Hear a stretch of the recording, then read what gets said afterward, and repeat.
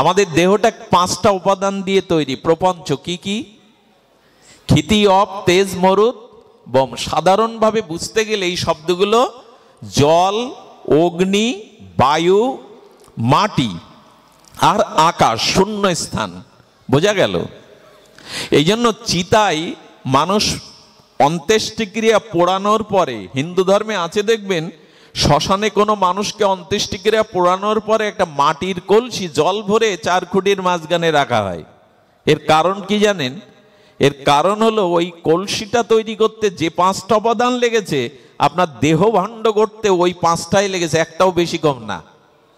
যেমন ওই কলসি তৈরি করতে কেউ কর্মকার প্রথম মাটি এনেছেন, মাটিটা জল মিশিয়ে নরম নির্মল করতে হয়েছে, তারপরে হস্তশিল্পে দ্বারা একটা কলসির রূপ দিয়েছে, দিয়ে ওটা বাতাসে শুকিয়েছে। মাটি লাগলো, জল লাগলো, বাতাসে শুকালো, অগ্নিতে কুমোর পোড়ালো, এই 4টে জিনিস ওর মধ্যে। আর এইটা পোড়ানোর পরে কলসির মধ্যে একটা শূন্যস্থান আকাশ তৈরি হলো।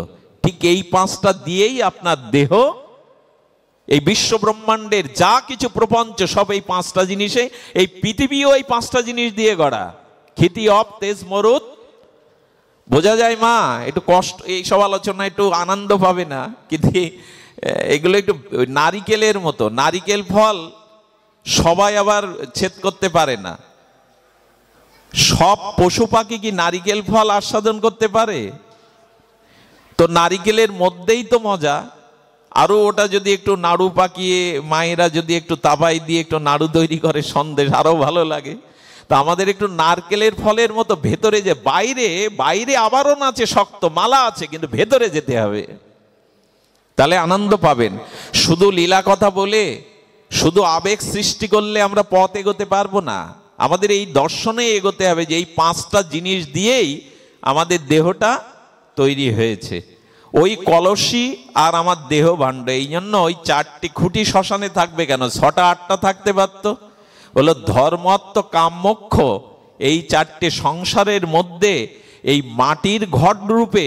আচ্ছা, জলটা ভরে দেয় কেন? জল হলো জীবনের প্রতীক, আত্মার। জলই তো জীবন, সৃষ্টির প্রথম উপাদান। এই জন্য জল ভরে দেয়া হয় যে তোমার দেহ ভাণ্ডে যেমন আত্মা ছিল, তেমন এই কলসির মধ্যে জল ভরে আত্মার স্বরূপ দেওয়া হলো। তুমি এই ধর্মাত্ম কাম্যক্ষ সংসারের মাঝে ছিলে। আচ্ছা, একজন কলসিটা ভেঙে দেয় পেছন ফিরে না সামনের দিকে তাকিয়ে? পেছন ফিরে দেয় কেন?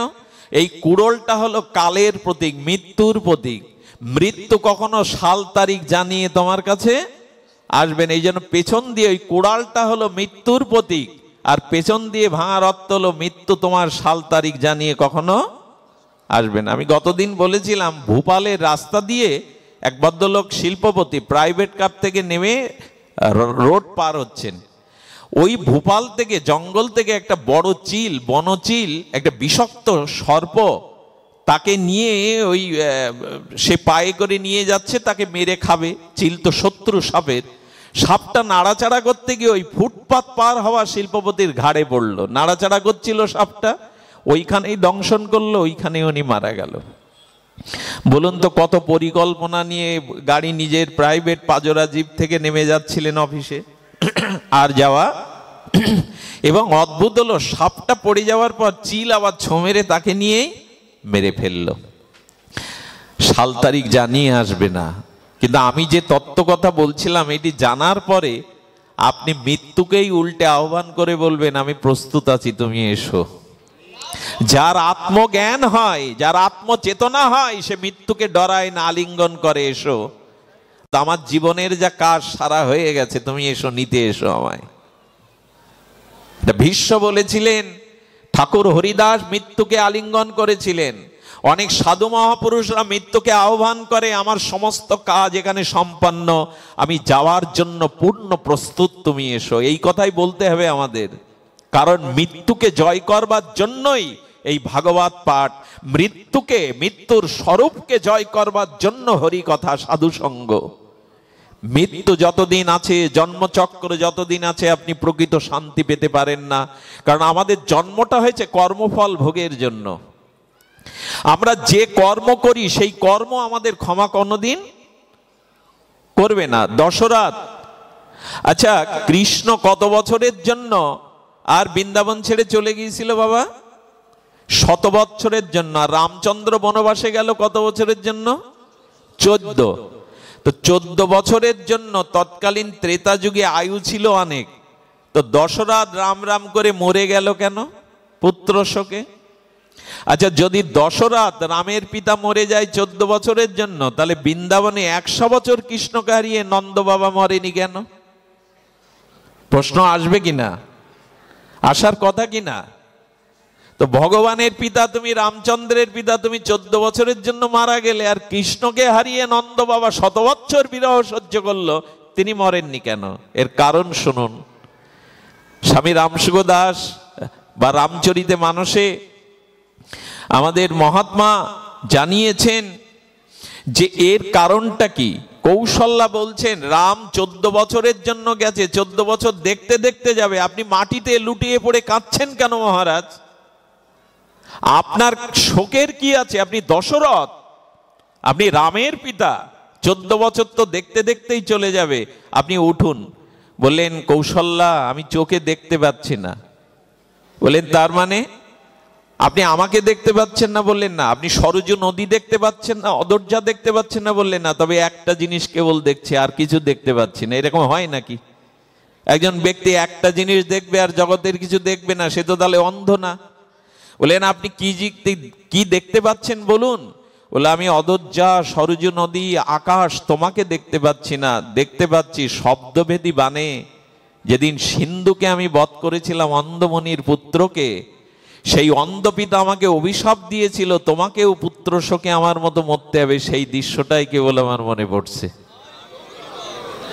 ভগবানের পিতা দশরথ, যিনি সন্দিনী শক্তি, তাকেও অভিশাপ ছাড়লো বাবা, তাকেও ছেড়ে দিল। কর্ম কাউকে ফল ছাড়া, কর্ম ক্ষয়, ফল ছাড়া কর্ম কাউকে। এই জন্য শাস্ত্র বলছে তুমি অল্প সুখের জন্য, ক্ষণিক সুখের জন্য যে শাস্ত্রীয় বিরুদ্ধ কর্মগুলো করছো সুখের আশায়, পর স্ত্রীর প্রতি আসক্তি, এটা ক্ষণিকের সুখ, এই সুখটা চিরদিনের। কেন এদিকে এগোচ্ছ? এর কর্মফল অবশ্যই তোমাকে ভুগতে হবে। তোমাকে এর জন্য প্রস্তুত থাকতে হবে, এই কর্মের কর্মফল ভোগের জন্য। ক্ষণিক সুখের দিকে দৃষ্টি দিও না, অখণ্ড সুখের দিকে দৃষ্টি দাও। সেই অখণ্ড পরমানন্দ সুখ আছে একমাত্র আত্মাতে, ভগবানে। এই পৃথিবীর কোন বস্তুতেই খণ্ডিত সুখ ছাড়া অখণ্ড সুখ। আচ্ছা, আপনাকে যদি বলা হয় দেখবেন সুখ, আমি স্ত্রী স্ত্রী করে পাগল হলাম, আমার স্ত্রীর গুণ আছে, রূপ আছে, পাগল হলাম। শাস্ত্র কি বলছে জানেন? নারী আর নারী এ তোমার নয়, নারী। আচ্ছা, ডাক্তার এসে মুমূর্ষ রোগীকে নারী দেখে মুখ কালো করে কি বলে? অন্ধকার করে, নারী আর নারীও থাকবে না, নারীও থাকবে না। চৌকাট পর্যন্ত গেল স্ত্রী, তোমার মরার পরে যাবে তো সাথে। তুমি যে কর্ম করেছো সেই কর্মফলও স্ত্রী নেবে তো, ভাগ নেবে তো। এত কেন মোহ? আবার যে স্বামী স্বামী করে এত পাগল হলে জগৎপতি কৃষ্ণের ভজনা করলে না, তোমার নারী টিপে ডাক্তার বলবে যে নারীও গেছে, এও গেছে, স্বামী যাবে তো সাথে। স্বামী বরঞ্চ ইনিয়ে নিয়ে 3 মাস পর নোনা জল ফেলে চিতায়। স্ত্রীর অল্প বয়সী স্ত্রী মারা গেলে নোনা জল ফেলে আর বলে আর কাউকে ভালো 3 মাস যেতে পারে না, উল্টো সুরে গান গায়, একাকী বাঁচা যায়, সংসারকে দেখবে, আর একজনের হাত ধরে। এই জগতের ক্ষণিক সুখ কেন চাইছেন? এতে সুখ নাই।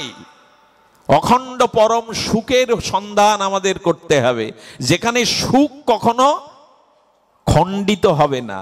সেই সন্ধানটাই বলবার জন্য আজকে আলোচনার বিষয়বস্তু রেখেছি আত্মস্বরূপ।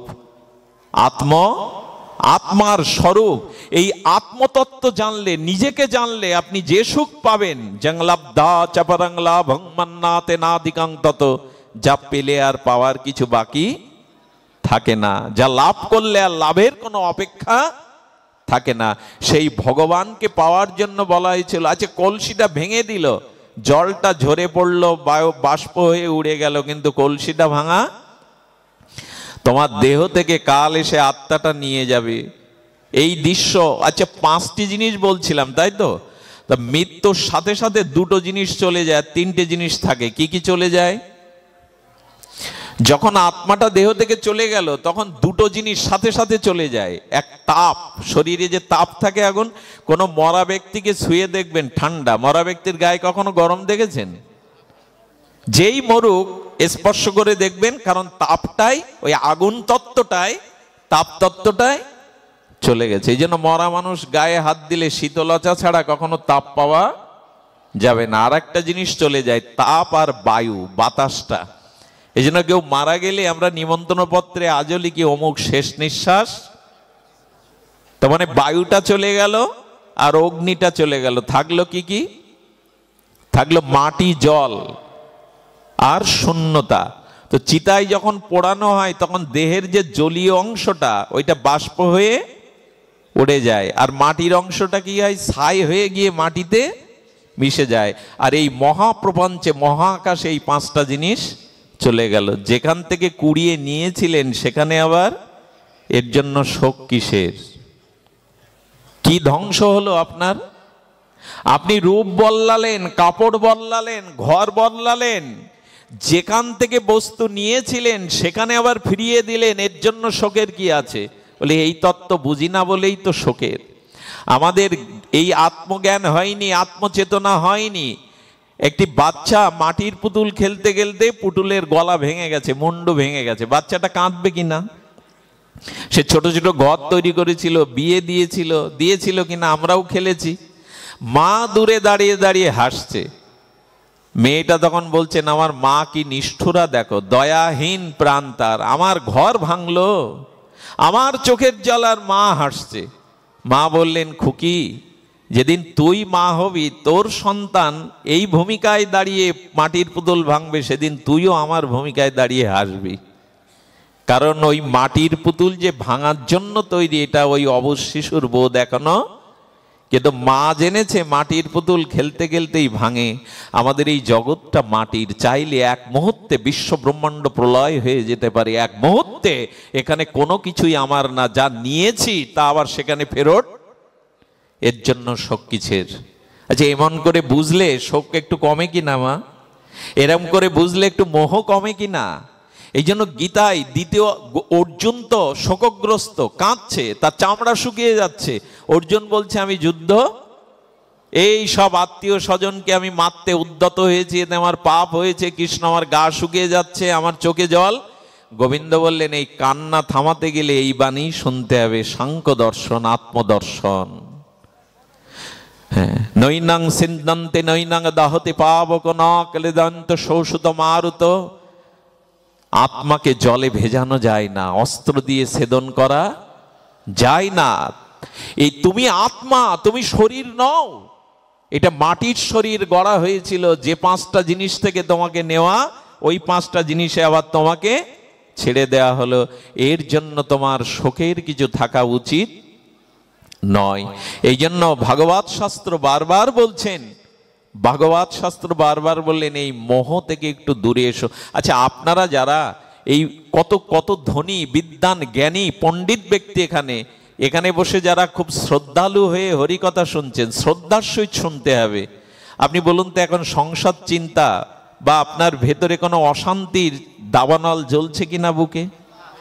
তার মানে প্রমাণ করে, বিষয় থেকে যদি হরিকথাতে, ভগবত ভজনে, আত্ম সাক্ষাৎকারের পথে আসা যায়, তখনই প্রকৃত শান্তি পাওয়া যায়। এখানে বসেই যেটুকু শান্তি পাচ্ছি সংসারে সারাদিন, আর যদি না পেতেন এই গরমে মাটিতে ধুলাতে নিহারে সিক্ত হয়ে এভাবে দাঁড়িয়ে শুনতেন না। কারণ এখানেই কোনো একটা শান্তির উৎস আছে, শান্তির সন্ধান আছে। মানুষ চিরকাল শান্তিকেই চায়, সুখকে চায়, বস্তু ব্যক্তি চায় না, মানুষ চায় শান্তি। প্রতিটা মানুষের হৃদয়ে তার না বলা উদ্দেশ্য হলো, আমি সুখী হতে চাই। আমি তো সেই শান্তির একমাত্র পথ ভগবানকে জানা, ভগবানকে ভজন করা, আত্মাকে জানাই হলো প্রকৃত শান্তির পথ। যাদের মোহমায়ায় আর এই মজে আছি, শান্তি নাই। আমরা একটু ভাগবত চরিত্রে ফিরে যাই। একটু অভূতপূর্ব কথা এসেছে ভাগবতে। সেই কথাটি হলো, আপনাদের গজেন্দ্র বখ্যান মনে আছে? ভাগবতের গজেন্দ্র বখ্যান। গজেন্দ্র ছিলেন একটি জঙ্গলের, তিনি অধিরাজ। গজেন্দ্র মানে হস্তি, বলবান হাতি। হাতির স্ত্রী ছিল অনেকগুলো, আবার তার বাচ্চা কাচ্চাও অনেকগুলো। উনি একটা রাজত্ব খুলে বসেছিলেন জঙ্গলের মধ্যে। হঠাৎ ওনার মনে হলো প্রস্ফুটিত পদ্মময় সরোবরে উনি একটু জল কেলি করবেন, জল পান করতে যাবেন। স্ত্রী পুত্রদের নিয়ে গজরাজ আর গজগতিতে এসে সেই পুষ্করণীতে সরোবরে নামলেন। ছোট সরোবর, পদ্ম ফুলে আছে। প্রথমে উনি জল পান করে যখন অবগাহন করছেন হেলে দুলে, পুকুরের জল হাতি নামলে আর পরিষ্কার থাকে? সব যখন মলিন হয়ে গেছে, ওনার বাচ্চাগুলোও নেমেছে। কিরকম মমতা দেখুন, মনে করছেন আমি ঘোলা জল বাচ্চাদের খাওয়াবো। এই জন্য আরো গভীরে গিয়ে সরোবরে ভেতর থেকে সুর দিয়ে আর বিশুদ্ধ জলগুলো বাচ্চাদের মুখে মুখে পান করিয়ে দিচ্ছেন। উনি কত বড় মমতা! কিন্তু যত গভীরে যেতে গেছে, দুটো কুমির এসে হস্তিটার পা আক্রমণ করেছে। আমি গল্প শোনাচ্ছি না, এটা ভাগবত চরিত্র, গজেন্দ্র বখ্যান, গজেন্দ্র মক্ষম লীলা। তো সেখানে জলে কিন্তু হাতির থেকে কুমিরের শক্তি, অন্তত জলজ প্রাণীর জলের শক্তিটা বেশি। কুমির যখন ধরেছে, রক্তাক্ত পায়ে বহু ছাড়াবার চেষ্টা করলো। যখন রক্তের আভা উঠছে, তখন উনি পুত্র, স্ত্রী, কন্যাদের দিকে তাকিয়ে আছেন। তোমরা দাঁড়িয়ে কেন, বাঁচাও। সব এর ওর মুখের দিকে চাইছে। ওই গভীরে নামতে গেলে তো আমাদেরও কুমির আক্রমণ করবে, বাঁচতে কে না চায়। ওরা যখন তীরে উঠে এই রহস্য দেখছে, মজা দেখছে, তখন ওর চোখ দিয়ে জল ঝরছে। আমি এই গভীর সরোবরের তলদেশ থেকে সুরে করে জল করে বাচ্চাদের পান করাচ্ছিলাম, ঘোলা জল উপরে বলে। তারাই আমার মৃত্যু দেখছে। কিন্তু এই হলো জগতের পরিণাম, জানেন? এই জগতের পরিণাম যদি ঠিক ঠিক বুঝতে পারেন, আপনার সামনে আয়না দিয়ে দেখানো হয়, এই জগতের প্রতি আপনার প্রকৃত আসক্তি থাকবার কথা না। সবাই স্বার্থের জন্য, সুখের জন্য আপনাকে ব্যবহার করে। আপনি ওদের সুখ বা আনন্দ না দিতে পারলে আপনাকে ওরা চাইবেই না। এই হলো এই জগতের অভিশাপ, এটা জগতের নিয়ম। দাঁড়িয়ে দাঁড়িয়ে হস্তি কাঁদছে আর বললেন, এদের 1-2 দিন প্রতিপালন করেছি, এই হলো সংসার, এই হলো সংসারের চিত্র। যখন সন্ধ্যা নেমে আসছে, হাতিগুলো নিরাপদ স্থানে যাওয়ার জন্য সবাই সেখান থেকে কেটে পড়ল। হাতিটা তখন যখন শেষ অবস্থা, টানতে টানতে মৃত্যুময় অবস্থা, তখন মনে পড়ল, কেউ যখন থাকে না তখন একজন আছে আমার জীবনে। কেহ যখন নাই, যার কেহ নাই তুমি আছো তার। এ সংসারে যার কেহ নাই, তার জন্য একজন হাত বাড়িয়ে আছে। ইনি দীন ও দয়াল পরমেশ্বর ভগবান। হাতিটা তখন সুর দিয়ে মনে করলো, প্রভু, যাদের আপন ভেবেছিলাম তারা এই চরম সংকটের দিনে কেউ আমার বলে পরিচয় দিল না। এই সংসারের নিয়মই এই। উনি সুরটা উঁচু করে আর ভগবানের নাম জানেন না তো ডাকছেন, হে পরমেশ্বর, হে অনাদির আদি, কৃপা করে আমায় রক্ষা করো। আচ্ছা, উনি তো কারোর নাম ধরে ডাকলেন না। হে বিশ্বেশ্বর, হে অনাদির আদি কুলমালিক, হে বিশ্ব ব্রহ্মাণ্ডের কুলমালিক, আমায় রক্ষা করো। ভগবানের নাম হচ্ছে জানে না, কিন্তু বিশ্বেশ্বরকে ডাকলেন। দেবতা অন্য কেউ আসেনি। সঙ্গে সঙ্গে নারায়ণ গরুরের পিঠে উঠে, আর তিনি ওই যখনই নাম ধরে ডাকেনি, কিন্তু ঈশ্বরের শরণাপন্ন হয়েছেন। ভগবান গরুরের পিঠে উঠে আর বিলাসমূর্তি নারায়ণ নেমে আসছেন। বলছেন, গরুর, তোমার যে গতি, এই গতি থাকলে আমি ভক্তকে রক্ষা করতে পারবো না। উনি গরুর থেকে ঝাঁপ দিয়ে দিয়েছেন সরোবরে। এই হলো করুণা ঘন ভগবান। যখন কেউ নেই, কারো প্রতি ভরসা নেই, একবার ভগবানকে প্রাণ দিয়ে ডেকে দেখুন। কেউ না সাড়া দিলে তিনি সাড়া দেন। কেমন জানেন? আমরা এই পাঠ করে, আপনারা পাঠ শ্রবণ করে বাড়ি যেতে কারো 2-3টে, আমাদের তো 5টা বাজতে পারে।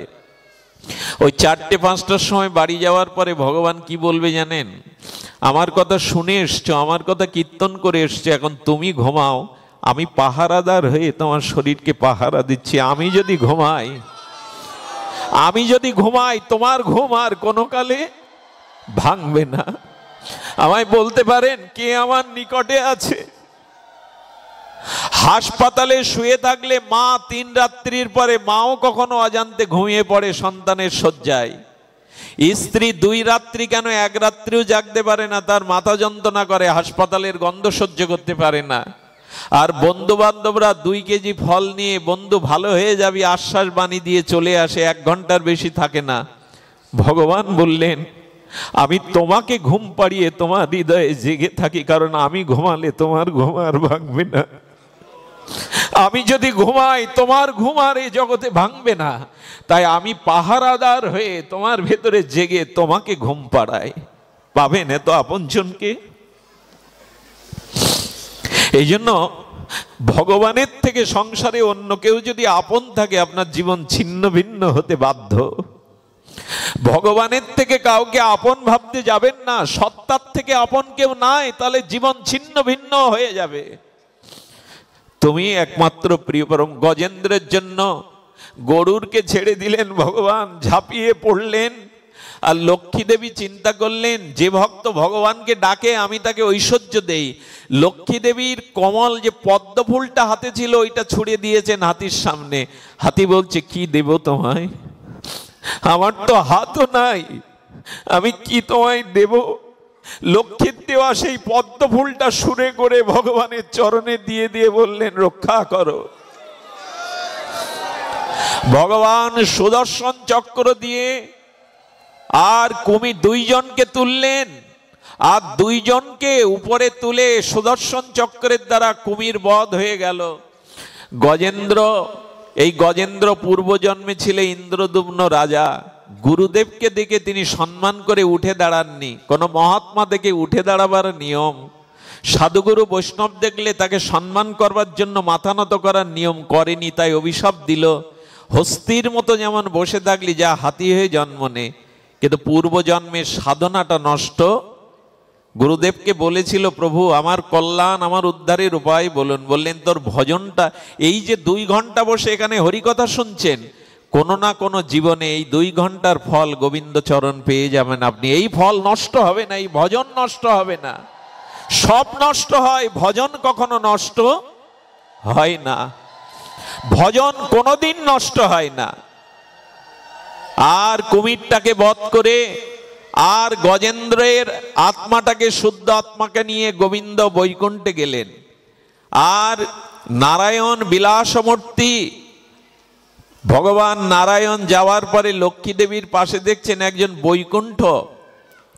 আর বৈকুণ্ঠের ভগবান তখন লক্ষ্মী দেবীকে বললেন তা কি করে হয়, আমি তো উদ্ধার করলাম গজেন্দ্রকে, কুমির কি করে এলো?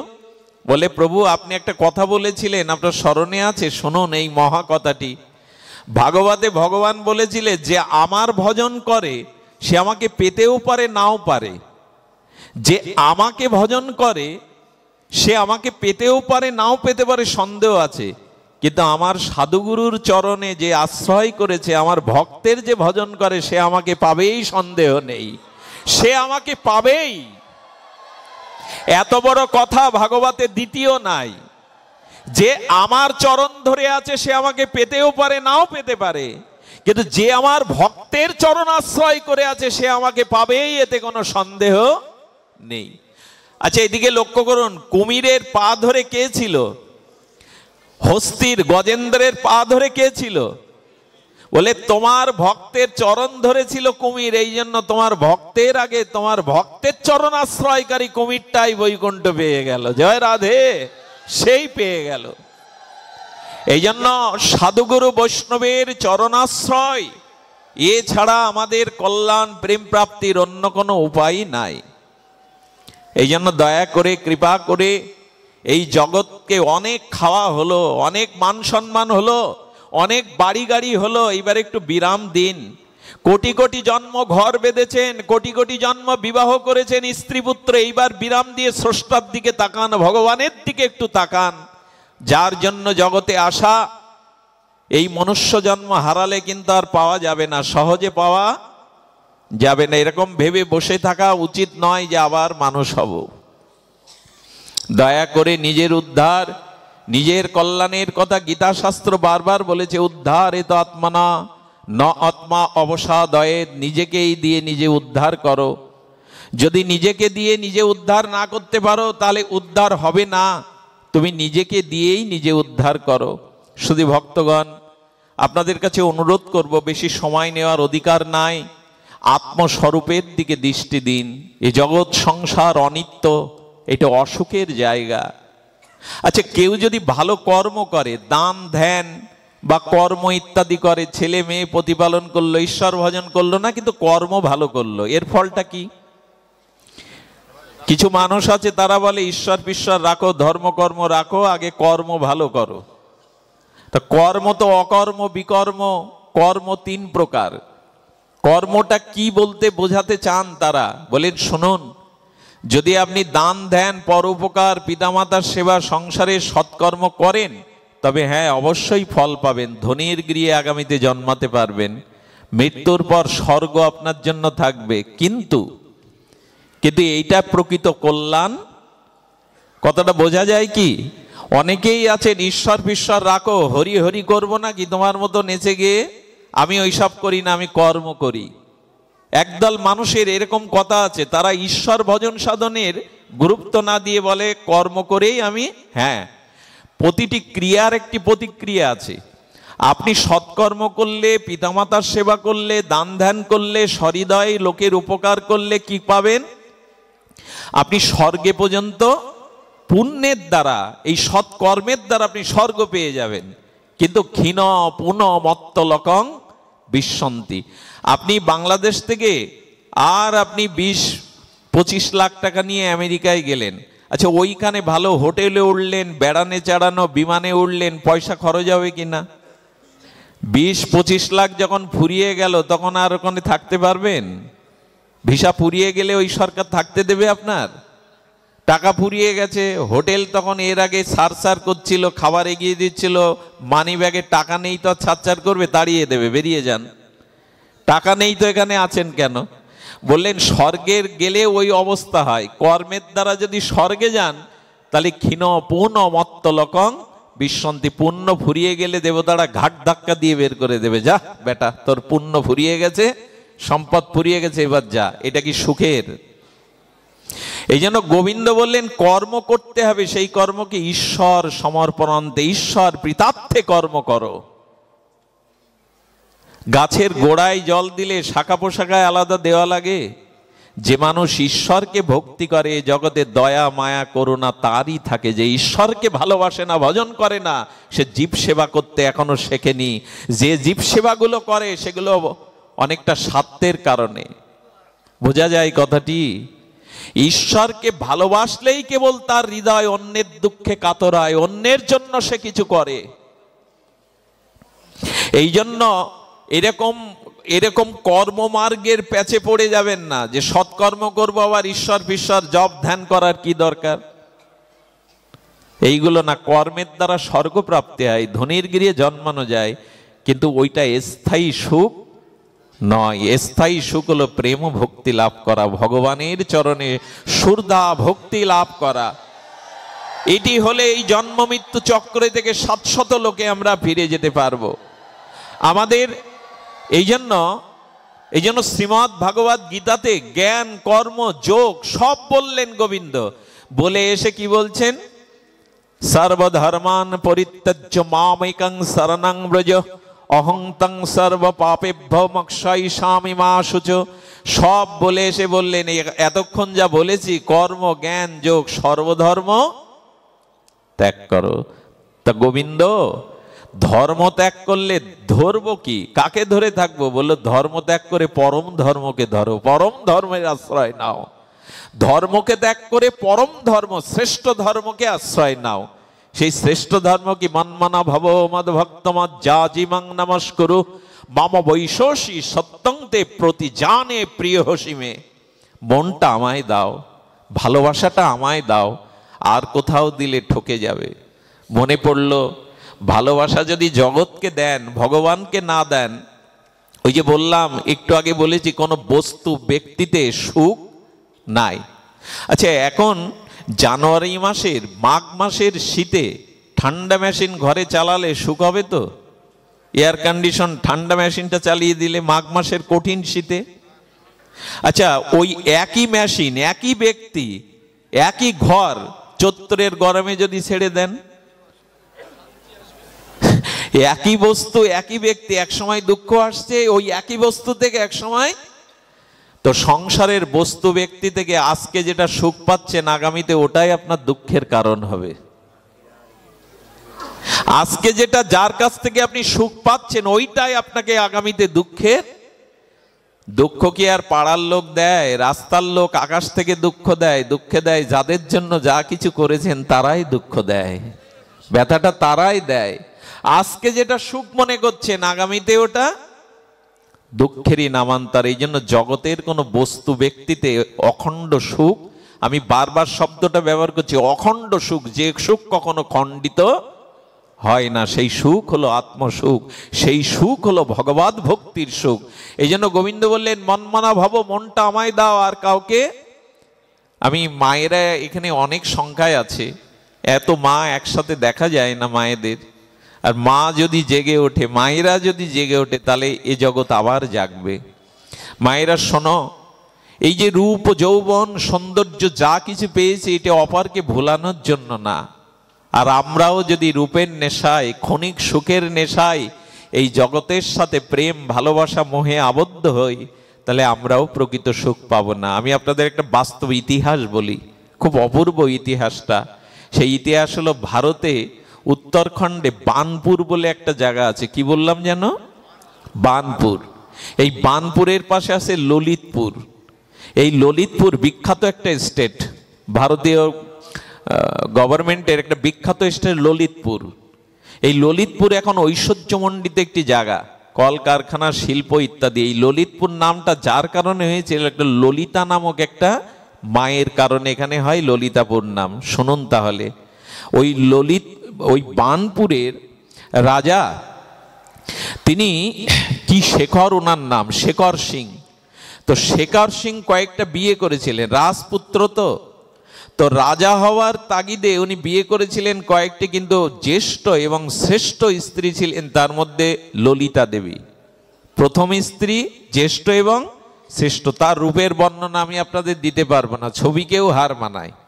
এত রূপ, এত সৌন্দর্য যে রাজা সর্বদা খেতে, শুতে, উঠতে, বসতে বড় রানী ললিতাই চায়। তার খাওয়া, ঘুম, ওঠা, নামা, রাজ্য সবকিছুর মধ্যেই এই মহা রূপবতী, লাবণ্যময়ী আর ললিতাকে চায়। এইভাবে দিনগুলো খুব কাটছিল। হঠাৎ ললিতার দেহে দেখা দিল লাল চাকা চাকা কি একটা। এক সপ্তাহের মধ্যে ঘা হয়ে পোকা হয়ে গেল, গলিত কুষ্ঠ। এই দেখুন জগতের ভালোবাসাটা কি, আমরা যে পিছনে ছুটছি তার পরিণাম কি। ললিতা দেবীর যখন পোকা হয়ে কুষ্ঠ হয়ে গেল, রাজার রাজ দরবারে তাকে রাজপুরীতে না রেখে ওই পাঁচিলের মধ্যে আর একটা কুঠির তৈরি করে একাকী রেখে দিলেন নির্বাসনের ন্যায়। চাকর বাকর দিয়ে দুমুঠো অন্ন পাঠান। ললিতা একদিকে এই কুষ্ঠের পোকার যন্ত্রণা, একদিকে মনের যন্ত্রণা। বাহ, এই জগতের ভালোবাসা। সেই ললিতাই তো আমি আছি, সেই রানীর মর্যাদায় তো আমি আছি, কেউ আর আমার দিকে। এই কিন্তু পরিণাম, এই আমাদের পরিণামটা, একটা ঐতিহাসিক ঘটনা এটা। উনি কাঁদেন সারা রাত্রে পোকার যন্ত্রণার থেকে। ওনার এই প্রিয়জনের অবহেলার যন্ত্রণা ওনাকে আরো কুরে কুরে খায়। এ সংসার এমন, আমি যদি প্যারালাইসিস হয়ে মলমূত্র বারান্দায় ত্যাগ করি, তখন পাউডার ছিটাবে আমার কাছে যাওয়ার জন্য কেউ, নাকে কাপড় দেবে। যাদের পালন করেছেন, মলমূত্র কেটেছেন, তারাও নাকে কাপড় দেবে, পাউডার ছিটিয়ে আপনার কাছে যাবে, না যেতে। এবং একটা সময় তারা মন থেকেই বলবে, এত কষ্ট পাওয়ার থেকে বিধাতা তুমি তাকে। জগতের ভালোবাসা আর কবে চোখ ফুটবে, আর কবে আমরা বুঝবো যে জগৎ ভালোবাসার, এই জগতের কোনো বস্তু ব্যক্তি ভালোবাসার পাত্র হতে পারে না। ভালোবাসার পাত্র একমাত্র ভগবানই। ললিতা মনের যন্ত্রণায় চিন্তা করলেন আত্মহত্যার পথ বেছে নেবেন, কিন্তু ওর মধ্যে মরাও, চারিদিকে গার্ড আছে, বড় উঁচু প্রাচীর। উনি একজনকে একটা সোনার কানের ঘুষ দিয়ে বললেন, একটা মই দিয়ে আমাকে পাঁচিলের ওপারে রাতের অন্ধকারে পার করে দাও। তো যখন পার হলো, উনি গড়াতে গড়াতে হাঁটতে হাঁটতে কিছু দূর গিয়েছিলেন। এই জায়গাটা একটা বড় পিপল বৃক্ষ ছিল। পিপল বৃক্ষের তলে গোপাল দাস নামের একজন সিদ্ধ মহাত্মা ওখানে বহু বছর ভজন করতেন। নৃসিংহদেবের মন্দির আছে ওখানে, লক্ষ্মী নৃসিংহদেবের। ভজন করতে করতে ওইখানে একটা বড় পাটকোয়া চৌবাচাপানা আছে, গভীর জল, ওইখানে উনি ঝাঁপ দিয়ে মরতে যাবেন। পায়ে বেঁধে শব্দ হয়েছে শুকনো পাতারগুলো, সাধু তো এরা অন্তর্ভেদী দৃষ্টির, বললেন কে রে মা, মরবি তো এখানে এসেছিস কেন? বললো আমি মরবো, উনি জানেন কি করে, সিদ্ধ মহাত্মা তো। মরবি তো আমার সামনে মরবি রে, আত্মহত্যা করলে তো লক্ষ জন্ম তোকে নরকে মরতে মরতে হবে, এখানে কেন মরতে এলি? বাবা আমার যে আর উপায় নাই, এছাড়া আমার কোনো পথই খোলা নেই বাবা। বললেন মরলে কি সমাধান হয় রে মা? আচ্ছা তুই, বললেন আমার রূপ ছিল, যৌবন ছিল, সবাই আমার পিছনে ওই ফুলের মধুর মতো, মৌমাছি প্রজাপতির মতো ঘুরতো বাবা। এই কুষ্ঠের কারণে সব হারিয়েছে, আমাকে মরতে দিন, না হলে আমাকে এই রোগ থেকে, বহু চিকিৎসা করিয়েছে কিন্তু রোগ বাড়া ছাড়া কমেনি, আপনি সাধু মহাত্মা হয়তো সেরে দিন, নালে সরে যেতে দিন।